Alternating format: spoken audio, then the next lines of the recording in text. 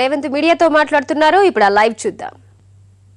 తిరిగి పునఃప్రారంభించాలని ఎవరైతే పార్లమెంటు సభ్యులు విజ్ఞప్తి చేసిందని రాస్తుండ్రో ఆ పార్లమెంటు సభ్యులకు కూడా మేము విజ్ఞప్తి చేస్తున్నాము.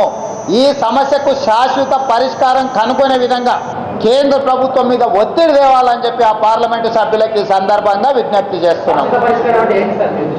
శాశ్వత పరిష్కారం కేంద్ర ప్రభుత్వం గతంలో తెలుగుదేశం పార్టీ ఏ అంశాలనైతే లేవనెత్తి స్పష్టత ఇచ్చిందో ఆ స్పష్టత మీద సమస్యకు శాశ్వత పరిష్కారం ఏదైతే కనుగొనాలనుకుంటుందో ప్రభుత్వం ఏ శాశ్వత పరిష్కారాన్ని రాష్ట్ర ప్రజలకు చూపిస్తుందో ఆ అంశాన్ని ఎజెండాగా పెట్టి సమావేశాన్ని ఏర్పాటు చేసి సమస్యకు పరిష్కారం కనుగొనాల్సిందిగా తెలుగుదేశం పార్టీ డిమాండ్ చేస్తుంది.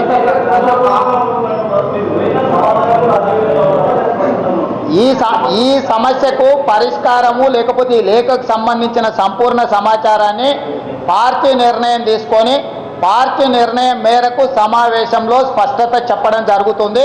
లేఖ ఇప్పుడే అందింది కాబట్టి పార్టీకి సంపూర్ణంగా పార్టీలో ఉండే మిగతా పొలిట్ బ్యూరో సభ్యులు కానీ అధ్యక్షుడి దృష్టికి తీసుకెళ్లి చర్చించి ఈ సమస్యకు ఏ రకంగా తెలుగుదేశం పార్టీ నిర్ణయం తీసుకుంటుందో ఒక చర్చ జరిగిన తర్వాత మీకు స్పష్టతను ఇవ్వడం జరుగుతుంది. Thank you.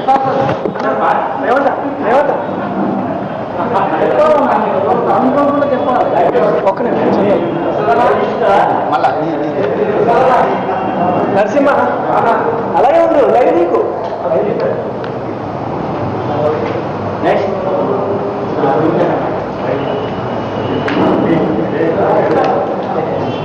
రెడీ.